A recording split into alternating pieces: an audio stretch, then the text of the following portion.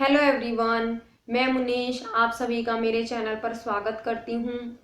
और ये चैनल अभी कुछ दिनों पहले ही स्टार्ट किया है मैंने। ये चैनल तो मैंने जो मेरे अपने डेली व्लॉग्स हैं वो आप सभी के साथ शेयर करने के लिए बनाए हैं, लेकिन आज मेरा मन बहुत दुखी है, तो मैंने सोचा कि मैं अपने मन की बात आप सभी के साथ शेयर कर लेती हूँ। और देखिए, होता भी है, अगर हम किसी के साथ अपने मन की बात शेयर कर लेते हैं तो थोड़ा सा मन हल्का हो जाता है। जैसा कि आप सभी को पता है कि पिछले कुछ दिनों से भारत और चीन की सेनाओं में विवाद चल रहा है, और अभी कुछ दिन पहले ही हमारे कुछ भारतीय सैनिक भी देश की रक्षा करते करते शहीद हो गए हैं। और मैं भगवान से प्रार्थना करूंगी कि भगवान उन सभी के परिवारों को इस दुख को सहने की हिम्मत दे।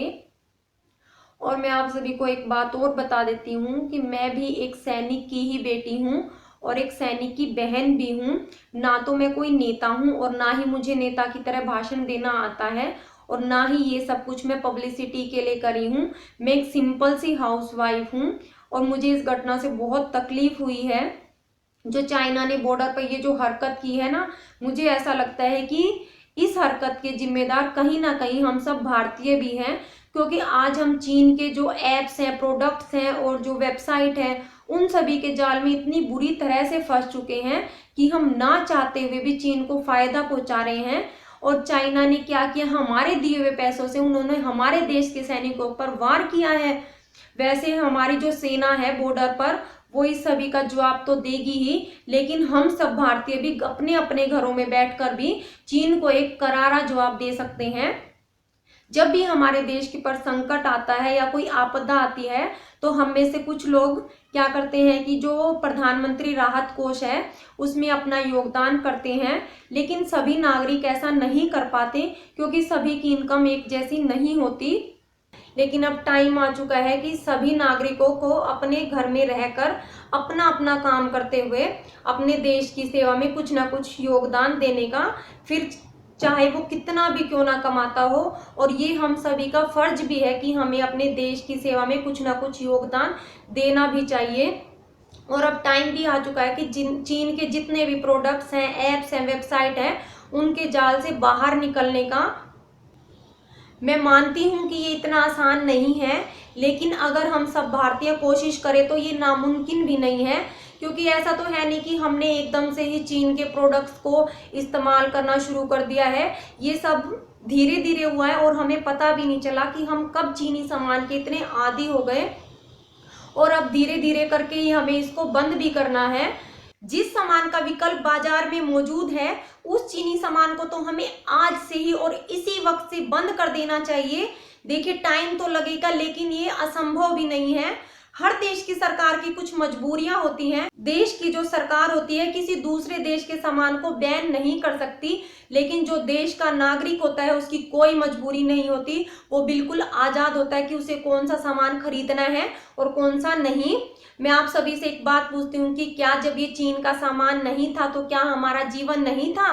क्या हम जो जब छोटे थे क्या हम चीन के खिलौने खेल खेल कर बड़े हुए हैं? नहीं ना। तो क्यों हमारे बच्चे इन चीनी सामान के इतने आदी हो गए हैं? क्योंकि वो हम ही हैं जो अपने बच्चों को इतने महंगे महंगे खिलौने ला कर देते हैं, जो कि अधिकतर चीन से ही बनकर आते हैं। और कहते हैं ना कि दूसरों को सिखाने से पहले खुद तो सीख लो। हाँ, मैंने सीख लिया है, और इसकी शुरुआत मैंने अपने घर से ही की है कि मैंने कसम खाई है कि मैं आज के बाद चीन का कोई भी सामान नहीं लेकर आऊंगी घर पर, और ना ही मैं लाने दूंगी। देखिए, जो पहले से रखा हुआ है उसको तो है नहीं कि हम पेट उसको बाहर फेंक देंगे या तोड़ फोड़ देंगे। हमें ऐसा कुछ भी नहीं करना है, क्योंकि उसके जो पैसे वो पहले ही चीन के पास जा चुके हैं। और यही सब कुछ करके हम जो हमारे सैनिक हैं उनको सच्ची श्रद्धांजलि दे सकते हैं।